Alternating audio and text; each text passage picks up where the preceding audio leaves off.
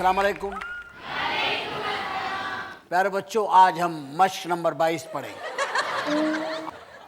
शरीफ show में आपका मैं खैर मकदम करता हूँ और इंतहाई शरीफ लोगों, इंतहाई शराफत से इस प्रोग्राम को देखने वालों, अल्लाह आपको और शरीफ बनाएगा।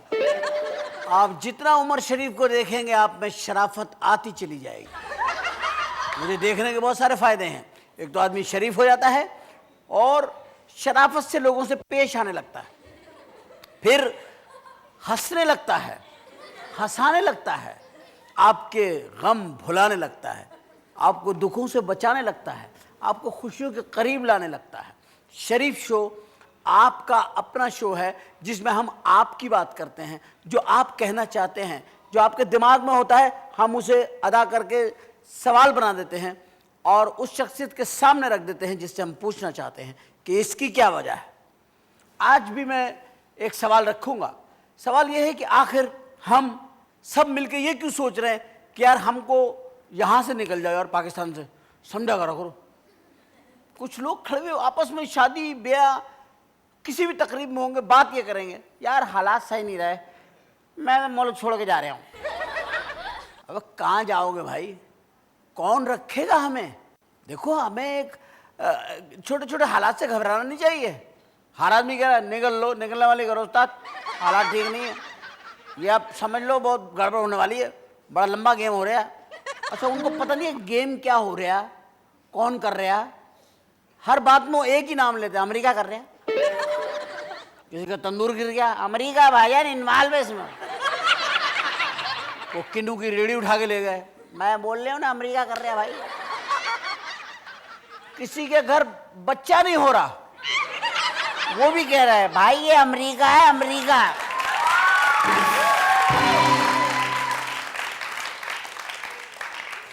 यार आखिर हम सारे इल्जामात एक दूसरे पे डालते क्यों हैं? क्यों जा रहे हैं हम मुल्क छोड़कर? सवाल ये पैदा होता है, हम मुल्क छोड़ के क्यों जा रहे हैं? हमें रहना चाहिए यहीं इसी ज़मीन पे, ये हमारा मुल्क है, हमारा वतन है, हमें रहना चाहिए। दुख सुख आते जाते रहते हैं, छाँव धूप होती रहती है, सर्दी गर्मी चलती रहती है, लेकिन यहाँ पर तो जो आदमी है वो बाहर चला जाता है। बात यह है कि 10 साल 15 साल में हम एक जनरेशन तैयार करते हैं, जिसे एजुकेट करते हैं, जिसे हम ट्रेन करते हैं, जो किसी किसी मुख्तलिफ फील्ड के अंदर वो स्पेशलाइज होते हैं। जब वो क्रीम तैयार हो जाती है तो एक लॉटरी वीज़ा अनाउंस होता है और हमारी तमाम नौजवान नस्ल वहाँ लॉटरी वीज़ा अप्लाई करती है और वो हमारी क्रीम छांट के ले जाते हैं। जाने वालों का कसूर नहीं है, इसलिए कि वो इसलिए जा रहे हैं कि हम उन्हें इतना पढ़ा लिखा के वालिदैन अब उन्हें बेरोज़गार सड़कों पे जब देखते हैं तो उन्हें दुख होता है और अपने घर के हालात के तहत किसी को बहनों की शादी करनी है, किसी को बाप को इलाज कराना है, किसी को माँ की खुशियाँ पूरी करनी है, वो आदमी अपने ऊपर सारी कुछ लेकर के चला जाता है। वतन से खुशी से कोई नहीं जाता, हालात उसे लेके चले जाते हैं। जो चले जाते हैं, हम उनके लिए ये बात कहना चाहते हैं कि आज हमारे जो मेहमान हैं, जो चले गए वो भी हैं और जो वहाँ रह रहे हैं उनके मिनिस्टर भी हैं, लेकिन इनसे हम आपकी मुलाकात कराएंगे एक छोटे से ब्रेक के बाद। हम ब्रेक के लिए जा रहे हैं और ब्रेक से वापस आ रहे हैं, हम मुल्क छोड़ के नहीं जा रहे हैं। इसलिए विदा, thank you.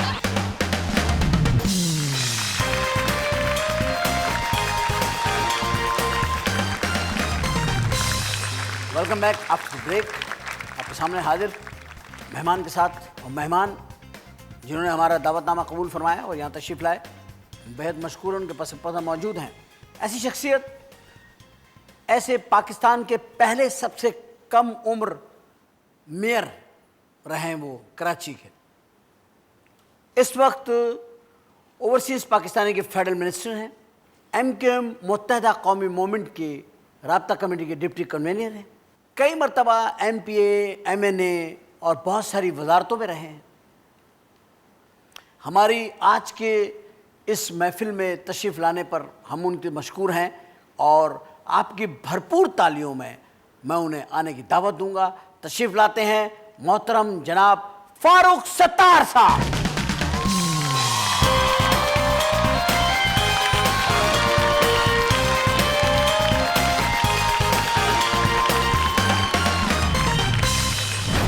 Welcome. Thank you, बहुत शुक्रिया।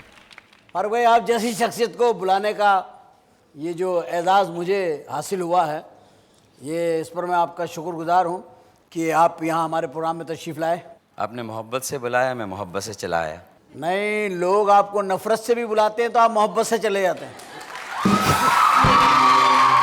ये मेरे ख्याल में यही हमारी तरबियत है और यही हमारी तहजीब ये है। मैंने देखा है अपनी आंखों से, तो मैं उसी बात को कहूँगा जो मैंने देखा है।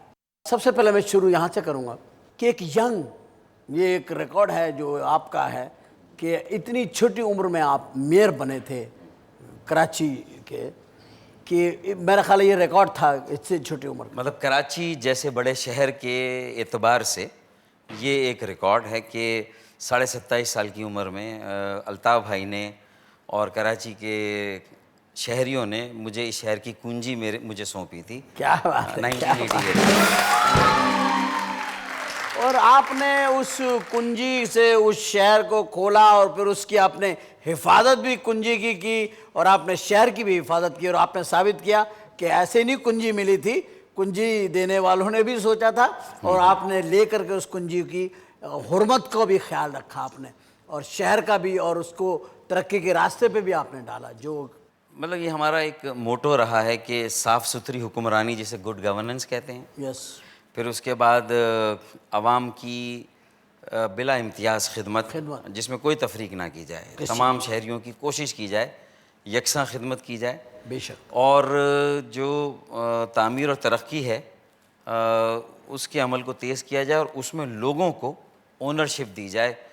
लोगों की मिल्कियत, उनकी शमूलियत और उनकी शिरकत के बग़ैर उन्हें हम उनकी तकदीर का मालिक नहीं बना सकते। तो लोगों को ज़िम्मेदार आप तब बना सकते हैं पहले उनके मामलात में उन्हें आप मिल्कियत दें। तो ये मेरे ख़्याल में हमारा फार्मूला है कि जिसके ज़रिए से मैं आप लोगों के दिलों तक पहुँचे हैं अल्हम्दुलिल्लाह, और अल्हम्दुलिल्लाह एक बड़ी ताकत अल्लाह ने आपको अता फरमा दी है और एक बहुत बड़ी जिम्मेदारी है जो आप खुश उसलूबी से अदा कर रहे हैं। आप कई मिनिस्ट्रीज़ में रहे हैं, इस वक्त भी आप राब्ता कमेटी में जो डिप्टी कन्वीनर हैं आप, माशाल्लाह। बड़ा सियासी दौर देखा आपने, हर चीज़ देखी आपने, यानी कि सख्तियाँ भी देखी हैं, नरमियाँ भी देखी हैं, गर्मियाँ भी देखी हैं, और हर माहौल आपने देखा। फ़र्क भी मैं एक आपसे पूछना चाहता हूँ कि एक बेहतरीन पॉलिटिशियन जो है, बेदाग पॉलिटिशियन, और ऐसी सियासत जो कि वाकई में समाजी खिदमात और पब्लिक को लेकर के चलने वाली और पब्लिक के साथ चलने वाली, इसके लिए एक सियासतदान में क्या कुछ होना चाहिए? वैसे तो उसकी जो सियासत का महवर है, जो कि मैं समझता हूँ कि हमारी तहरीक का और जो अल्ताफ़ भाई का मोटो है वो यही है कि सियासत बराए खिदमत।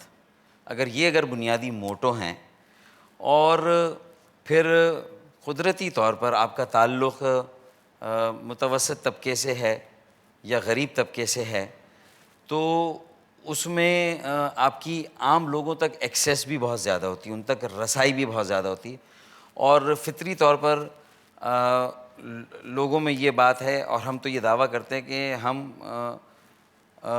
लोगों के लोग हैं, यानी we are the people of people. हम उन्हीं में से हैं, और उन मसाइल से भी फिर अगर आप गुज़रे हों, जिन मसाइल की आप को हल करने का बेड़ा उठा रहे हों, जिसमें बेरोज़गारी भी हो सकती है, महंगाई भी हो सकती है, गुर्बत भी हो सकती है, तालीम की क्या कीमत है, और तालीम और सेहत एक शहरी का बुनियादी हक़ होना चाहिए। सही।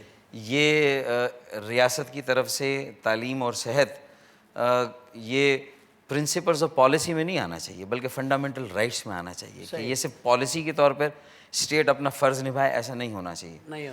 तो अगर ये सारी चीज़ों की क़दर व क़ीमत आपकी ज़िंदगी में है, फिर वैगनों में आपने सफ़र किया हो, बसों में सफ़र किया हो, तो ये चीज़ें तो कुदरती तौर पर आपकी जो एक इर्तिका है, आपकी ख़ुद जो ग्रोथ हो रही है, तो वो सारी चीज़ें आपकी तरबियत में आ जाती है, तो फिर आप दूसरों के दर्द को ज़्यादा आसानी से महसूस कर सकते हैं। ये एक कुदरती बात है, और मैं समझता हूँ कि अल्ताफ़ भाई को अल्लाह ताला ने ये एज़ाज़ दिया है कि उन्होंने एक ऐसी टीम को निकाला है, उन्होंने जो पाकिस्तान में सियासत की है वो जो मुरव्वजा सियासत है उससे बिल्कुल मुख्तलिफ है, और उन्होंने मुतवसत और गरीब तबके की सियासत की है और उनके दर्द को महसूस करके जो है वो उनके मसाइल को उजागर किया है और उनकी बेहतर और वसी तर नुमाइंदगी की बात की। और ऐसा हो तो शायद ये जो 62 साल का एडहॉगिज़म है हमारे मुल्क में, इसको हम ख़त्म कर सकते हैं। उसके लिए ये तब्दीली आना बहुत ज़रूरी है। And change is the Obama की तरह हमें भी कहना होगा कि change is the name of the game. और उसने मार्टिन लूथर किंग के इस ख्वाब को पूरा किया था कि आई हैव अ ड्रीम। तो change is the name of the game.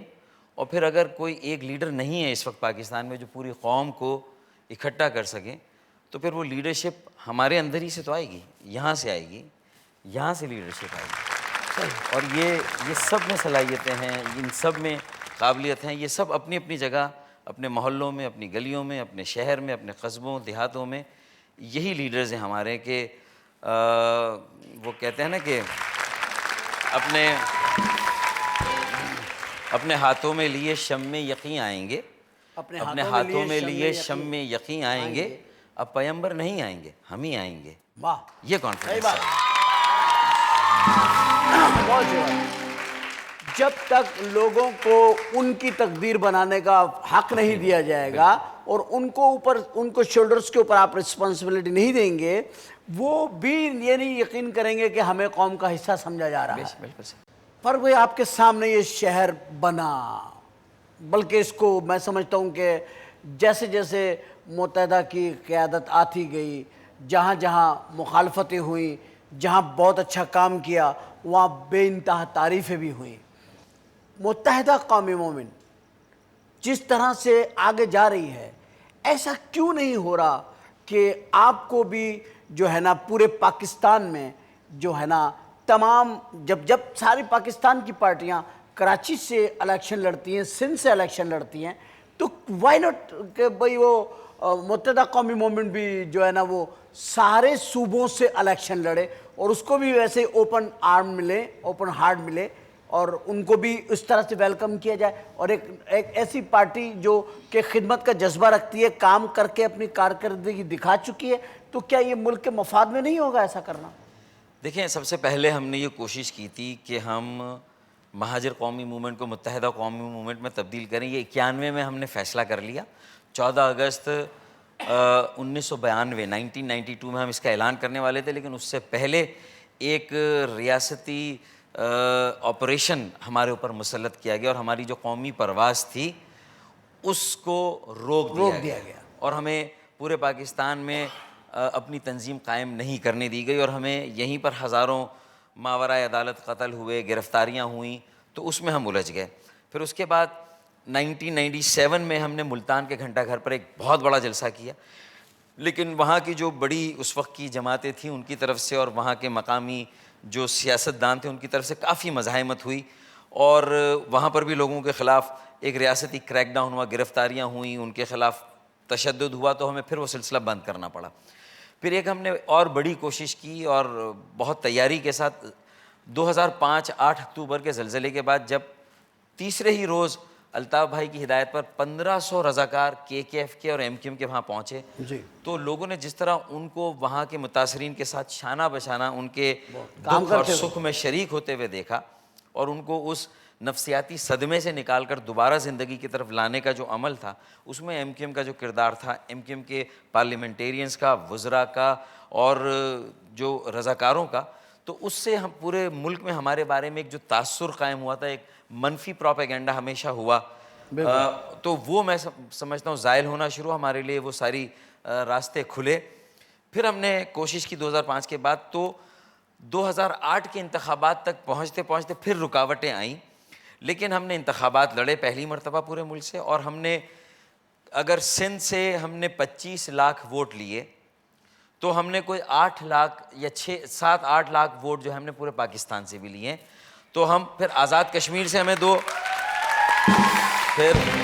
Azad Kashmir से हमने 2 नशिस्तों में कामयाबी हासिल की और अब मैं समझता हूँ कि ये इस्टेब्लिश हो गया जब गिलगित और बल्तिस्तान के इलेक्शन में मुत्तहदा कौमी मूवमेंट ने दूसरी पोजीशन हासिल की और एक नशिस्त से सबसे भारी अक्सरियत से कामयाबी हासिल की, तो मैं समझता हूँ इससे रजिस्टर हो गया कि MQM एक कौमी जमात है और अभी एक इलाकाई जमात नहीं है।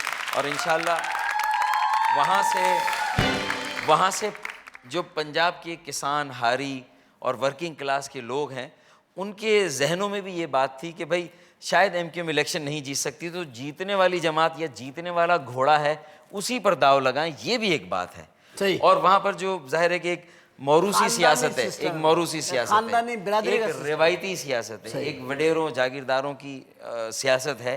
तो मैं समझता हूँ कि जब उसका मिथ टूटेगा और लोग उससे बाहर निकलेंगे और फिर अपने ही दरमियान में से वहाँ लीडरशिप आएगी, तो हमने तो ये भी कहा है कि एमक्यूएम वहाँ पर कायम हो ना हो, अगर वहाँ लोग जो वोट देते हैं वो सिर्फ वहाँ की जो सियासी जमातें हैं उनके लीडरों से, रहनुमाओं से ये डिमांड करें कि वो आम लोगों को टिकट दें, सियासी कारकुनों को टिकट दें, तो मैं समझता हूँ उससे मुल्क में एक तब्दीली हो जाएगी। शायद फिर एमक्यूएम की वहाँ ज़रूरत नहीं है। हम तो कितनी खूबसूरत आपने बात की है कि आप ये इख्तिदार की बात नहीं कर रहे इख्तिदार की बात हैं, आप सिस्टम को चेंज करने की बात कर रहे हैं। बहुत खूबसूरत बात है कि एक तो आप ये कह रहे हैं कि हमें दें वोट, हमें आजमाएं, आप कह रहे हैं नहीं, आप वहां से ही किसी को ले लें, लेकिन वडेरे को उनको दोबारा ना लाएं, बल्कि अपने में से क़यादत निकाल के लाएं। अपने में से ये क्या क्या एक खूबसूरत बात हारी, है। एक किसान को, एक दही जो हमारी खातून है, माँ बहन है, उसको, ख़वातीन को एम्पावर करें, बहुत अच्छी, बेरोजगार लोगों को, नौजवानों को एम्पावर करें, उनको आगे लाएं, पढ़े लिखे लोगों को लाएं।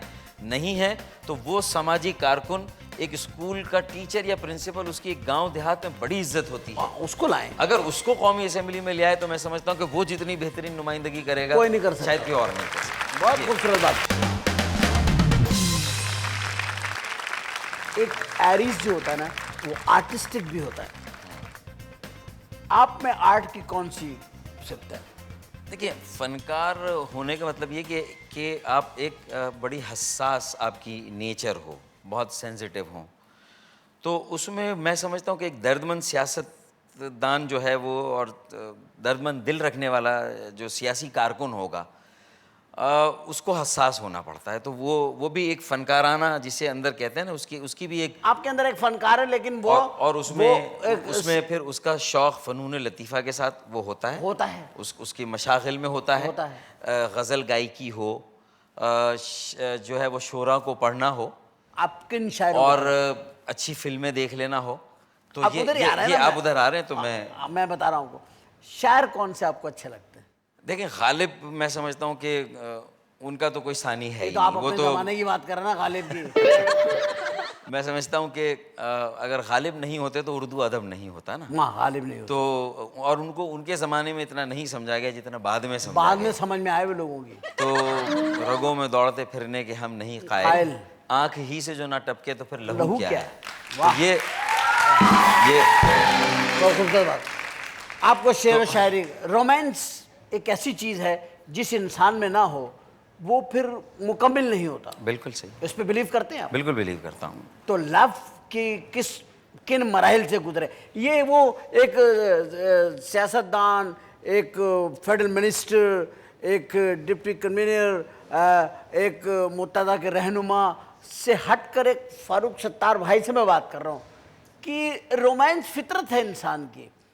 हाँ, देखिए, हर इंसान में रोमांस होता है। फिर जो आर्टिस्ट हो, डॉक्टर भी बहुत सेंसिटिव होता है, बहुत उसे भी सेंसिटिव होना चाहिए। उन्हें तो अंदर का सारा पता होता है, डॉक्टर को तो अंदर का सारा पता होता है, सारा पता होता है उसे। वो तो नज़रों से स्कैन करता है बिल्कुल सही, कि इंसान के दिल में क्या है, वो उसकी बातों से अंदाज़ा लगाता है कि इसके दिल में नफ्स देखकर बता देता है कि इसका मर्ज क्या है, अमराज क्या है, और फिर सही मर्ज के लिए सही दवाई देना ये भी ज़रूरी है। अब उसमें आपने कोई दवाइयाँ दी हैं? अब उसमें हुआ ये, मैं आपको बताता हूँ कि मरीज़ इश्क पर रहमत खुदा की, मर्ज बढ़ता गया जूं जूं दवा की।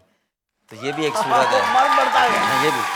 तो उसमें सूरत ये है कि कॉलेज के ज़माने में देखे जहाँ को एजुकेशन है, हाँ, और इंसान फिर अपनी उम्र के जिस हिस्से से गुजरता है, तो वहाँ पर जाहिर है कि ये भी एक फितरी तौर पर एक साइन होता है, ऐसा साइन होता है, एक स्टॉप का, जहाँ बंदा रुकता है, एक बंदा रुकता कुछ देर के लिए। अच्छा, लेकिन वहाँ अल्ताफ़ भाई ने हम पर इतनी सख्त निगाह रखी हुई थी, और ऐसी नज़्म ज़ब्त के हवाले से तरबियत हुई थी, और एक इनकलाब लाने की ऐसी जो है वो जहद में हम लोग थे कि कॉलेज का ज़माना जिस तरह गुजर गया पता ही नहीं चला, और वो हसरत जो थी वो दिल में रही कि भाई वो आप वो कर नहीं सके। हम भी वो टक शॉप में, कैफेटेरिया में वो कॉफ़ी पिएं, कोशिश वो की। बातें, वो किताबों में पर्चे, हाँ, वो किताबों के जरिए से कोशिश किताबों की के जरिए कुछ बातें। कि अपनी जूनियर्स को पढ़ाते थे। हाँ। तो उसमें कभी कभी होता था कि लड़कियों को ज़्यादा पढ़ाते थे लड़कों को कम पढ़ाते थे।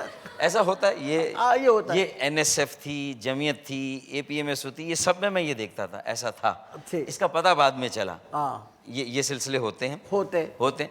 लेकिन वहाँ कोई इस्टेब्लिश नहीं हुई, कोई हाँ, ऐसी बात establish नहीं हुआ। इस्टेब्लिश नहीं हो सकी, क्योंकि आपने कहा ना कि नजर और आप फिर- पे थी, सख्त थी। हाँ। और आपकी तरबियत ऐसी थी कि आप लोग इधर लेफ्ट राइट पे निकल नहीं नहीं सकते। निकल नहीं सकते थे। आप पे एक दो आंखें फोकस थी आपके ऊपर। हाँ। कि वो देख रही थी। वो दो आंखें भी थी। वो- फिर जाहिर है कि जो एक सियासी कारकुन, जो हम जिस सियासत को लेकर आए थे, उसमें ये फिर हम अफोर्ड भी नहीं कर सकते थे मेरे हाँ, ख्याल नहीं, में। सही बात है। ये मसला था। अब- फिर जब बाद में इतनी मेहनत का सिला मिला और तवक्कुआ से ज़्यादा जब कामयाबी मिली, जो अल्ताफ़ भाई की मेहनत रंग लाई और अल्ताफ़ भाई ने शहर की कुंजी हवाले की, और उसके बाद फिर वो जो कॉलेज के लोग आते थे, जो डॉक्टर्स थे, जो क्लास फेलो थे, वो जब साथ आते थे, फिर रोमांस हुआ कोई? फिर उसके बाद तो फिर गुंजाइश नहीं रही। फिर जो हम अपने वक्त में जिन लोगों को देखते थे, इस तरह के सब लोग जिधर वो उधर देखते हैं, हम देखने वालों की नज़र देखते हैं। और खुदा की कसम बहुत कम देखते हैं। तुम्हें जिन निगाहों से हम देखते हैं, तो जब उनको देखने का वक्त आया तो वो ऐसा था कि वो फिर कोई एक बच्चे के साथ आ रही है, कोई दो बच्चों के साथ आ रही है ये सूरत आती। तो बहुत और आ रही है और कह रही है अंकल को सलाम करो बेटा। अंकल को सलाम करो, बिल्कुल सही। तो वो बिल्कुल इस तरह था कि ये यानी कि ये जो गोल्डन टाइम होता है इंसान का, हसरत उन गुंचों पे जो बिन जो खिले बिन मुर जाए। खिले मुर अब जाए। जब हमारी ये हालत है, तो आप अल्ताफ़ भाई की हालत का अंदाज़ा लगा बहुत सकते हैं कि बात फिर तो- उन्होंने, हम तो दोस्तों में अपनी फीलिंग्स को शेयर भी करते हैं। कुछ लोग आपके होते हैं दोस्तों सही, में सही। जिनके साथ आप दिल की बात भी करते हैं। सही। अब बताइए, अल्ताफ़ भाई हमसे अक्सर ये कहते हैं कि मैं अपनी फीलिंग्स किसको बताऊं, मैं अपने दुख दर्द किसके साथ इसके शेयर शेयर करूं। करूं। तो मेरे ख्याल में फिर उनका जो रुतबा और मर्तबा है, उसका अंदाज़ा हम उनकी इन कुर्बानियों से लगा सकते सही हैं। मैं बात। इसलिए बार बार लाता हूँ। सही। अरे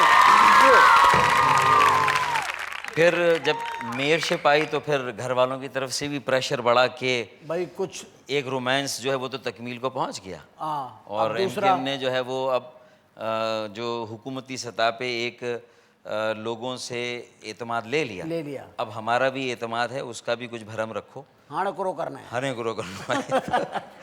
उसमें फिर ख़ानदान में तो नहीं, ख़ानदान से बाहर लव मैरिज की आप लव मैरिज कह सकते हैं, मिक्स लव एंड अरेंज कह सकते हैं। Semi love marriage. Semi love marriage वो हुई। वो किसी वजह से पहली शादी नहीं चल सकी, सस्टेन नहीं किया उसने, वो डाइवोर्स पर जो है वो ख़त्म हुई। और ये लोगों की कॉमन नॉलेज, ऐसी बात नहीं है। फिर उसके बाद मेरी दूसरी शादी हुई। तो पहली वाइफ का नाम अफशा और मेरी दो बच्चियां, जिससे दूसरी वाइफ शाहिदा, वो मेरी एडवाइज़र थी। शहर की ब्यूटिफिकेशन का हमने एक प्रोग्राम शुरू किया था, एनवायरनमेंट का। हाँ। तो वो शहर की ब्यूटिफिकेशन के साथ साथ सोचा कि ज़िंदगी की ब्यूटिफिकेशन की तरफ होनी चाहिए, तवज्जो दी जानी होनी चाहिए। चाहिए। तो शाहिदा की भी दूसरी शादी थी, अच्छा। और मेरी भी अब दूसरी शादी थी।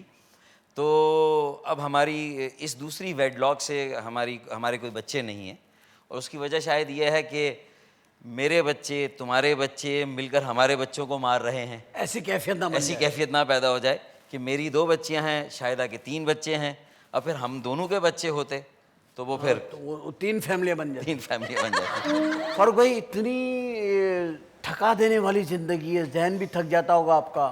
आपको इतना मूव करते हैं, इतनी ट्रैवलिंग करते हैं, इतनी दुनिया में जाते हैं, इतनी आपके ऊपर जिम्मेदारियां हैं। किसको सुनते हैं जिसको सुन के आपको सुकून मिले? और मौसीकी भी रूह की ग़िज़ा, इस तरफ है कुछ रग़बत आपको?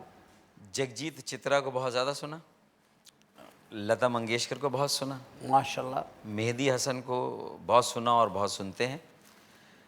मुन्नी बेगम भी हैं, वाह। और फरीदा खानम हैं, इकबाल बानो हैं, आसिफ अली हैं, ग़ुलाम अली हैं। तो मेरे ख्याल में ये बड़े गज़लें और गीत और आपको मतलब गज़लें पसंद हैं? पसंद है, कि गज़लें आपको बहुत पसंद हैं? बहुत पसंद है, बहुत इंस्पायर करती हैं। करती हैं आप? और उसमें भी कहीं अशार जो हैं वो रोमानवी अशार तो होते हैं, लेकिन इनकलाबी अशार भी गज़लों में फ़िट हो जाते हैं। बहुत होते हैं बिल्कुल होते हैं। कि हम देखेंगे हम देखेंगे, लाजिम है कि हम भी भी देखेंगे। देखेंगे। ये भी एक खूबसूरत, हालांकि फैज़ अहमद फैज़, नज़मी अंदाज है, लेकिन बहुत खूबसूरत अंदाज है और बहुत पसंद किया जाता है, और इसको बार बार टीवी पे आना चाहिए। ये चीज़ें एक आदमी में जज्बा पैदा करती हैं। बेशक। इस जज्बे को ही जगाने की ज़रूरत है। ये माहौल चल रहा है हमारा।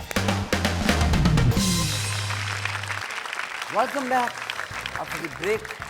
ख़वातीन हज़रात, अब हमारे जो मेहमान फनकारा तशरीफ़ ला रही हैं, उनके बारे में ये मैं आपको बता दूं कि वो ऐसी फनकारा हैं जिन्होंने एक बिल्कुल यूँ समझ लीजिए कि थिएटर से, स्टेज शो से अपनी फ़नी ज़िंदगी का आगाज़ किया, और छोटी छोटी गैदरिंग्स करते करते करते करते करते वो इंटरनेशनल लेवल तक, अमेरिका और यूरोप और इंग्लैंड और ये जितनी, दुबई, ये तमाम कंट्रीज़ में उन्होंने शोज़ किए।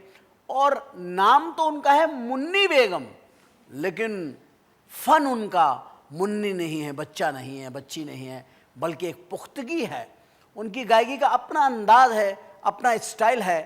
खुद हारमोनियम पर परफॉर्मेंस करने वाली वो शायद पहली खातून है जो खुद ही हारमोनियम प्ले करती है, खुद ही गाती हैं, और बड़ा दिलकश अंदाज लेकर। पाकिस्तान के तमाम बड़े शायरों को उन्होंने गाया है, और जिन शायरों को उन्होंने गाया है, कई शायर उनके गाने से मशहूर हो गए। बहुत दिलकश अंदाज है। ये भी पाकिस्तान से बाहर शिकागो में शिफ्ट हो गई हैं, और शिकागो से यहाँ तशरीफ़ लाई हैं। हम उनके बहुत मशकूर और ममनून हैं कि उन्होंने हमारे प्रोग्राम में तशरीफ़ लाकर हमारे प्रोग्राम को इज़्ज़त बख्शी। ख़वातीन हज़रात, आपकी भरपूर तालियों में झूम बराबर झूम शराबी। आप समझ रहे होंगे शायद मैं किसी टोन आदमी को बुला रहा हूं। जी नहीं, मुन्नी बेगम।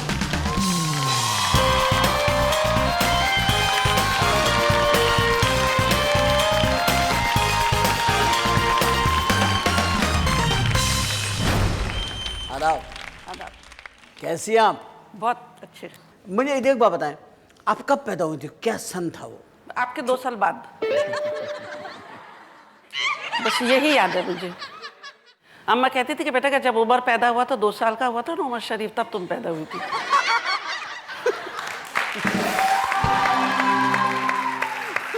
तो भाई यार, कितनी तेज है आप। नहीं, तेज नहीं, हकीकत है ये। अच्छा, मुन्नी बेगम थी। मुन्नी थी मगर बेगम थी आप। ये मेरी समझ में आज तक बात नहीं आया। आपका असल नाम मुझे पता है क्या है, नादरा। तो आप नादरा बेगम रख लेती। आपने जो मुन्नी लगाया है, इस मुन्नी में क्या है वो जरा मैं देखना चाहता आप देखिए ना, नजर आ रहा है ना जो मुन्नी में। हूँ। ये एक वो है ना, अपना जहन मुतमईन करने वाली बात। नहीं नहीं, कि मैं मुन्नी हूँ, है ना। 2 साल बाद उमर शरीफ के पैदा हुए। हाँ। मेरे भी 2 साल बाद। देख, यार कितनी अच्छी बात है। और अब तक मुन्नी बेगम हूँ। ये नाम आपको कोई गिफ्ट हुआ है? इसकी कोई बशारत हुई थी आपको? नहीं, ये कुदरती है, कुदरती नाम है। तो वही ना, बशारत हुई ना। बशारत हुई होगी कि अपना नाम मुन्नी रख लो, किसी ने आके ख्वाब में कहा होगा, है ना। जी जी। ये घर वालों के ने रखा था? नहीं, ये मेरे घर वालों का ही था रखा हुआ नाम। नादरा। नादरा तो छोटी सी थी, असल में स्कूल में पढ़ती थी मैं, ढाका में शाही। तो छोटी सी तो स्कूल में पढ़ेंगी, कॉलेज में कैसे पढ़ेंगे? छोटी से 5-6 साल की थी मैं, स्कूल में पढ़ती थी। वहाँ से स्कूल से म्यूजिक का क्लास लिया। तो वहाँ पे एजुकेशन वीक मनाया जाता था ढाके में, ईस्ट पाकिस्तान एजुकेशन वीक। यहाँ से गाना शुरू किया आपने? वहाँ उस कंपटीशन में मैंने हिस्सा लिया था। तो उस पर मैंने 3 चीज़ें गाई, एक बंगाली गाना और एक नात और एक गज़ल। तो वो तीनों में मैं फर्स्ट आई। तो मेरे जो स्कूल के प्रिंसिपल थे, उन्होंने कहा कि इतनी छोटी सी है, मुन्नी सी है, और इसका नाम नादरा बेगम रखा हुआ है। फिर मेरे अब्बा को बुलाया गया, कहने लगे कि इसका नाम चेंज कीजिए और ये बहुत अच्छी आर्टिस्ट बनेगी, इसको म्यूज़िक सिखाइए। तो वहाँ से मेरा नाम भी चेंज हो गया और मुन्नी रख दिया। मेरी दुनिया भी बदल गई। नहीं, मुन्नी रख दिया। अब वो शनाख्ती कार्ड का जो इदारा है उसका नाम नादरा रख दिया। इनका नाम लेकर। और नादरा रख दिया। और एक नादरा अदाकारा कत्ल हो चुकी है। मैंने डर के मुन्नी पर रहने आपने मुन्नी रख लिया। जब शादी हुई होगी तो कैसा अजीब लगा होगा मुन्नी। साथ में बेगम भी तो है। तुम्हें कबूल है मुन्नी? मतलब मैं मुन्नी नहीं, से मुझे शादी ये तो नादरा बेगम के नाम से हुआ नहीं, था। जब कोई आदमी पैदा होता है, फारूक कोई लड़का पैदा होता है, उसका छांट के पहले दिन ही ऐसा नाम रख देते हैं, समझे ना? मुन्ना भाई। नहीं रख देंगे, उसका नाम रख देंगे मुन्ना भाई। हशमतुल्लाह। आधे घंटे के बाद 50 साल का लगने लगता वो हशमतुल्लाह बच्चा। तो ये आपने कोई साजिश जहन होगा ना कि मैं मुन्नी रख लूँ। मुन्नी एक बात है, प्राइड ऑफ परफॉर्मेंस भी मिली आपको माशाल्लाह, हुकूमत ने नवाजा आपको, जी। पाकिस्तान के लोगों ने आपको बहुत पसंद किया, नो डाउट। पाकिस्तान ही नहीं, दुनिया में जहाँ जहाँ गज़ल सुनी जाती है वहाँ आपको लोगों ने सुना है। जी। कैसी लगती है ये शोहरत? बहुत अच्छा लगता है। तो वो किसको बुरी लगती है भाई? नहीं, बुरी तो किसी को भी नहीं लगती है, लेकिन फिर? बाज लोगों को हजम नहीं होता है, बाज लोगों को शोहरत ये हजम हो चीज जाता है। आपने शोहरत को बड़ा ग्रिप में रखा, बहुत गिर- आपने उसको अपने ऊपर सवार नहीं होने दिया। नहीं। आप शोहरत पे सवारी की आपने। मैंने अपने आप को शोहरत आप भूला पे नहीं। बेशक। शोहरत को अपने जगह अलग रखा, अपने ज़ात को मैंने अलग रखा, भूली नहीं मैं। भूली नहीं। वाह, क्या बात, क्या बात। आपने जिन शायर हजरात को गाया वो कभी आपके ख्वाब में आए नहीं, कि हकीकत भाई में आते तुमने थे। इतना हमारे गीत गा गा के कमा लिया है हमारी गज़लों से, आपने और अजीज़ मियाँ ने, तो आपने कोई रॉयल्टी दी उनको? कमर उस्ताद कमर जलाल भी क्या बात। आप उनको देने की बात कहते हैं, मुझे ही नहीं मिली। हैं? हाँ, आप क्या आज तक फी सबीलिल्लाह गाती रही? अब अभी तक तो यही चल रहा है। फी जब तक EMI कंपनी था तो वो उनको भी देते थे, मुझे भी देते थे। जब वो कंपनी खत्म हो गया तो फिर कोई रॉयल्टी नहीं। शराब बहुत गाई आपने? जी हाँ। क्या कोई एजेंसी ली हुई थी आपने? नहीं, और भी नशे थे, चरस था, गांजा था, अफीम थी, हाँ जी, हीरोइन थी, अब तो समद बाउंड भी आ गया है। इतने नशे थे, आपने ये शराबी क्यों चूज किए? क्या मेरे दौर में वही मशहूर था। आपके दौर में? आपके दौर में 1970 वो और आपके दौर। 76 में, आपके और मेरे दौर में वो चीज़ ही मशहूर थी बहुत। शराबी बढ़ता मशहूर। भी, मतलब ये सब बच्चे नशे हैं इसलिए नहीं गाया। मुन्ने नशे। मुन्ने नशे हैं। मुन्ने नशे। मुन्नी के मुन्ने नशे। अच्छा मुन्नी, अगर मिसाल के तौर पे आपको समद बॉन्ड पे या हीरोइन पे गाना पड़े तो क्या क्या गाती हैं आप हीरोइन पे? चर्च पे क्या गाती हैं? क्या गाती हैं आप चर्च पे? पता नहीं, वो तो शायर पे था कि शायर जो लिख के देता वही गाती। कौन सी गजल ऐसी थी जिसने एकदम तूफान मचा दिया, मुन्नी आ गई, छा गई? क्या हुआ था? एक बार मुस्कुरा दो आए और ए मेरे ए मेरे हमनशी। हमनशी। चल कहीं और कहीं चल, और चल। इस चमन में अब अपना गुजारा नहीं, बात होती गुलों तक तो सह सह लेते लेते हम, अब तो कांटों पे भी हक हमारा नहीं। वाह। Thank you। यही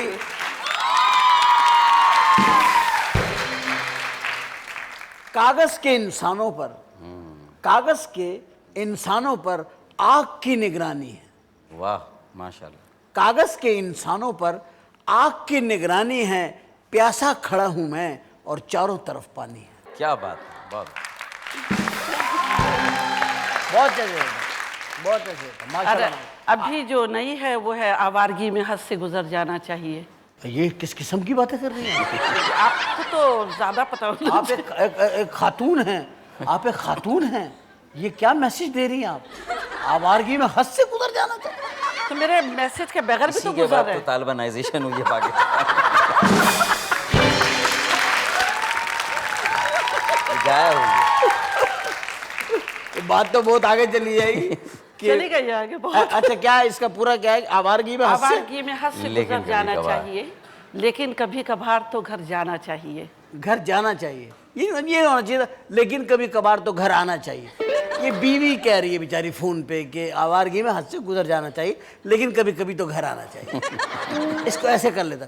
आपने छांट छांट के वो गजलें गाई हैं जिनमें मर्दों की बदनामी का बाइस बने। कोई इंतकामन आपका ऐसा था? नहीं, आप ऐसा महसूस करते, ऐसा है नहीं। महसूस क्या कर रहा? महसूस करा रही हैं। आप बहुत ज्यादा सेंसिटिव हो गए मेरे गजलों से।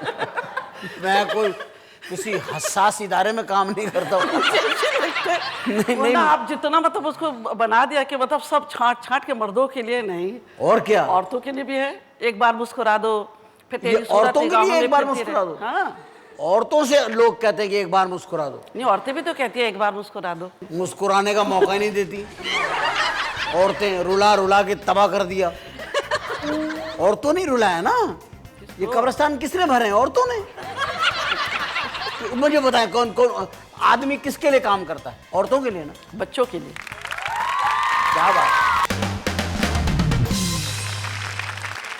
और भाई मुझे एक बात आप बताएं, बड़े बहुत प्यारी बात कर मैं आपसे पूछने लगा हूँ। हम लोग जब देखते हैं कि कोई एक शख्स हम में से निकलता है, बहुत मेहनत करता है, बहुत सेक्रीफाइस करता है, अपनी दिन रात एक कर देता है कौम की खिदमत के लिए, उसकी सोच के लिए, जैसा मैं कहूँगा कायदे तहरीक अल्ताफ़ हुसैन साहब, कितनी अल्ताफ़ भाई की सोच है। आप मुझे एक बात बताइए, वो क्या करते हैं वहाँ लंदन आप जाते हैं, वो कैसे उन्होंने अपने शब रोज़ वो किए हुए हैं डिवाइड? भाई दरियाए थेम्स पर कभी उन्होंने विज़िट नहीं किया, मादाम तुसौ म्यूज़ियम जो है वो नहीं देखा उन्होंने। हालांकि वो उधर ही है, हालांकि वही लंदन रहते में ही हैं। है। इसका मतलब यह है कि वो फिर उनकी मूवमेंट पर भी जो है वो थोड़ा सा उन्हें एहतियात करनी पड़ती है, जाहिर है। तो इसलिए वो ज़्यादातर अपनी लाइब्रेरी है या अपना कमरा है, ड्राइंग रूम है, वहीं तक महदूद हैं। और टेलीफोन के ज़रिए से फिर ऑफिस आते हैं वो, जो हमारा इंटरनेशनल सेक्रेटेरिएट है, जी जी। और टेलीफोन के ज़रिए से वो ज़्यादातर हम सब लोगों से राब्ते में रहते हैं।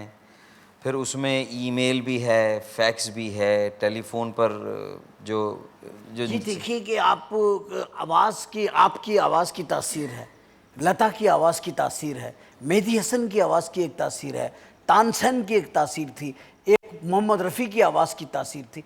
एक तासीर देखे, एक सियासी लीडर हैं, माशाल्लाह से। उनकी आवाज़ की तासीर देखें आप माशाल्लाह। कि लाखों आदमी उनके गायबाना तौर पे सुन रहे हैं। ये एक बड़ा मैं समझता हूँ एक ये मैं ये रीसेंट हिस्ट्री में इसकी मिसाल दुनिया में भी कहीं नहीं कहीं नहीं भी, मिलती है। बेशक, बिल्कुल। बात। तो बड़ी बात है। यानी लाखों के और बड़े से बड़े मजमुओं से खिताब किया उन्होंने, खिताब किया वहाँ माशाल्लाह। से। तो ये मुन्नी, तुम्हारा कभी सियासत में आने को दिल करा? झूठ नहीं बोल, अंदर है तुम्हारे को लीडर में मेरे पता नहीं है। मेरे अगर लीडर बनना- है ना, फिर हाँ? क्या है, मेरे लीडर तो हैं। आपके लीडर हैं? हाँ, मेरे लीडर हैं। आपको शौक है सियासत में आने का? नहीं, क्योंकि मेरा इतना काबिलियत इतना नहीं है, मैं मौसीकी की दुनिया की इंसान हूँ। नहीं तो आपको मौसीकी की खिदमत करें, हाँ, कर रहे हैं। आप आगे सियासत में म्यूजिक की आपको वो एकेडमी बनानी चाहिए। देखिए पता क्या, हम लोग अब मुन्नी बेगम हमारे सामने, अल्लाह आपको ज़िंदगी दे, सेहत तंदुरुस्ती दे, हम लोग है ना सब्स्टिट्यूट नहीं बनाते, हम टैलेंट बना लेते हैं, उसको पजीराई दे देते हैं, सब कुछ दे देते हैं। हम दूसरी मुन्नी बेगम नहीं है हमारे पास है ना, बैकअप नहीं होता। जो हमारे पास एक बंदा गया, अब हमारे पास बंदा नहीं है, अब हमारे पास नुसरत अली खान नहीं है, सही। हमारे पास मियादाद नहीं है। मियादाद नहीं। देखिए हमारे पास बदकिस्मती, देखिए हमारे पास।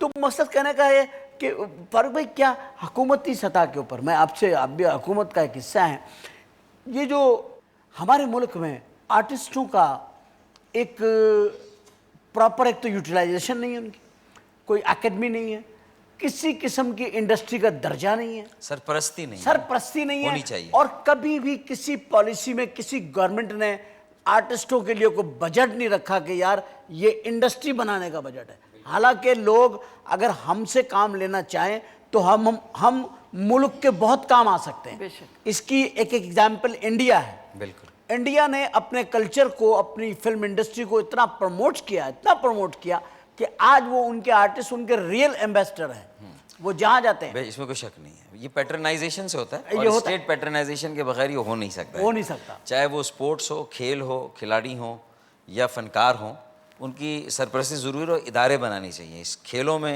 एकेडमीज़ हों, म्यूज़िक में एकेडमीज़ होनी चाहिए, और जो फ़नून लतीफ़ा के शोबे हैं सब में उनकी होना एकेडमीज़ होनी चाहिए। इंस्टीट्यूशन और रियासती और हुकूमती सरपरस्ती लाजमी है, उसके लाजमी बगैर है। आप आगे नहीं बढ़ सकते। और इसका एक बजट होना चाहिए, और पब्लिक प्राइवेट पार्टनरशिप के जरिए से आप आगे बढ़ सकते हैं। आगे बढ़ सकते हैं। बिल्कुल। एक बजट हो, कम से कम हमें कुछ स्टूडियो बना के दे दें, बिल्कुल। हमें कुछ इक्विपमेंट ला करके दे दें। इंडस्ट्री एक सवाल है, एक आखिर हम लोगों ने 25-25, 30-30, 35-35 साल इसमें इन्वेस्ट किए हुए जी हैं, हाँ, तो क्या आप इसमें तुम क्यों नहीं अकेडमी बनाती यहाँ पे कोई गाने की?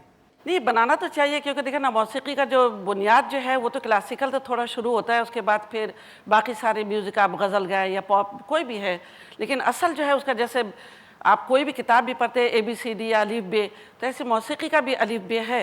अगर ऐसा कोई एकेडमी यहाँ पे बनेगा तो इंशाल्लाह ज़रूर उस पर हिस्सा लेंगे, कोशिश करेंगे कि मैं किसी काम आ सकूँ। बड़ी बड़ी महफिलों को मुन्ने आपने, यकीन कीजिए, आपने पाकिस्तान की सकाफत को बहुत आगे तक लेकर के गई। गज़ल के अंग को आपने बड़ा उभारा है और उसमें एक खातून होने के नाते मैं समझता हूँ कि इतनी ग्रिप रखना बड़ा प्रॉब्लम होता है, क्योंकि हर कमाश के लोग बैठे हुए होते हैं महफिल में, गैदरिंग में, लेकिन आपने उसमें अपने देखिए फ़न जो है ना उसकी पाकीज़गी रखना बड़ी ज़रूरी है। सही।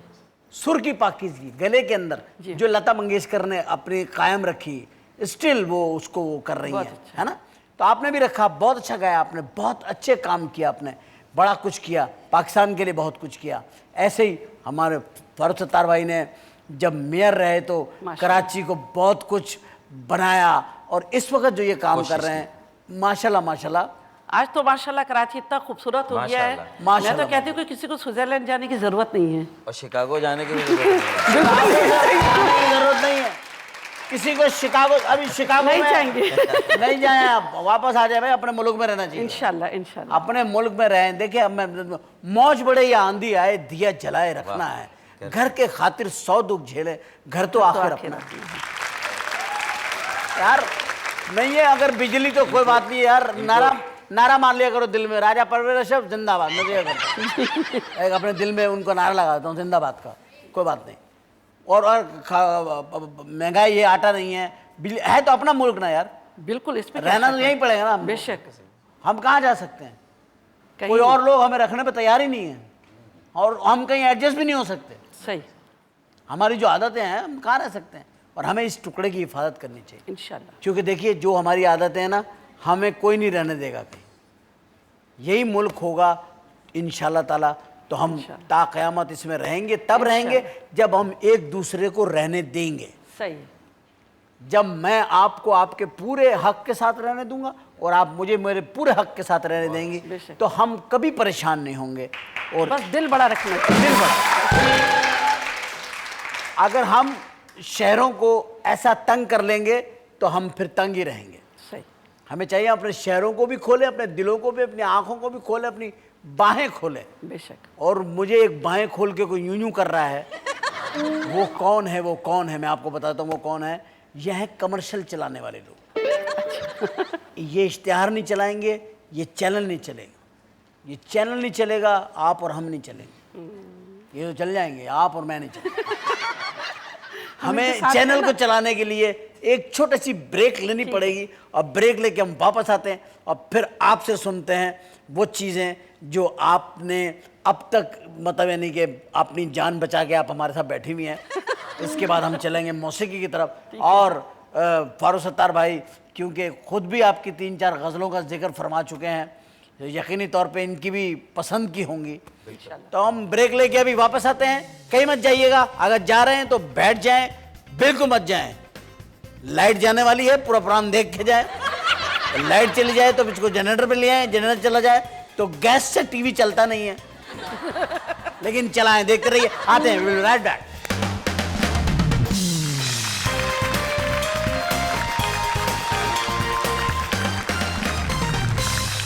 Welcome back after the break. और हम मौजूद हैं इस वक्त जनाब मोहतरम फारूक सत्तार साहब के साथ और मोहतरमा मुन्नी बेगम उर्फ नादरा। फिल्मों में नहीं गाया आपने? नहीं। उसकी क्या वजह है? उससे ऐसी कोई बात नहीं है, मतलब बहुत पहले जब मैं 72 में आई थी तो मैं लाहौर गई थी, वहाँ पे मुझे लाला सुधीर थे, उन्होंने बुलाया था, उनका एक पिक्चर बनना था सजावल, उसके गाने के लिए उन्होंने मतलब मुझे रिहर्सल वसल कराया, लेकिन फिर पता नहीं कुछ मुझे अच्छा नहीं महसूस हुआ। मैं उसी रात को ट्रेन पकड़ के आ गई। ट्रेन पकड़ के आ गई, उसमें बैठ के आ गई? अच्छा, बैठ के आ गई। मैं ट्रेन पकड़ी नहीं, पकड़ के लटक गया। ऐसे बोलते हैं। अच्छा, ऐसे बोलते हैं। अच्छा, ठीक है, ठीक है। आपको हीरो कौन से पसंद है फिल्मों में? मैं फिल्में तो पाकिस्तान का बहुत कम देखती हूँ। अच्छा। लेकिन जो पहले के जो थे, नदीम साहब बहुत अच्छे लगते थे, मोहम्मद अली साहब बहुत अच्छे लगते थे। ये तो सबको अच्छे लगते थे। हाँ, आज भी अच्छे लगते हैं। आज भी लगते भाई मुराद बहुत अच्छे लगते, बहुत अच्छे लगते थे। हमारी दुआ है कि आप भी हमेशा मुस्कुराती रहें, हम तो मुस्कुरा लेंगे आपके कहने पे, आप भी मुस्कुराती रहें। बहुत बहुत शुक्रिया फारूक भाई, आप भी मुस्कुराते रहें। Thank you. और हम सब मुस्कुराते रहें इंशाल्लाह। और खुदा करे कि हमारे मुल्क का हर बच्चा, हर आदमी, हर इंसान मुस्कुराए और मुस्कुराहटें हमारा मुकद्दर बन जाए पाकिस्तान का, और हमारे दिल और दिमागों से एक दूसरे के लिए नफ़रतें ख़त्म हो जाएं, मोहब्बतें जन्म लें और हम सब एक दूसरे के लिए मुस्कुराएं।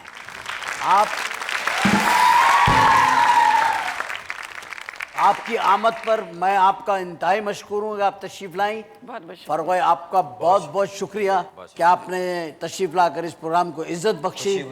Thank you very much, so nice of you. ख़ातिन हज़रात, इसके साथ ही हम इजाज़त चाहेंगे। इंशाल्लाह अगले हफ्ते आपसे मुलाकात रहेगी। पाकिस्तान जिंदाबाद।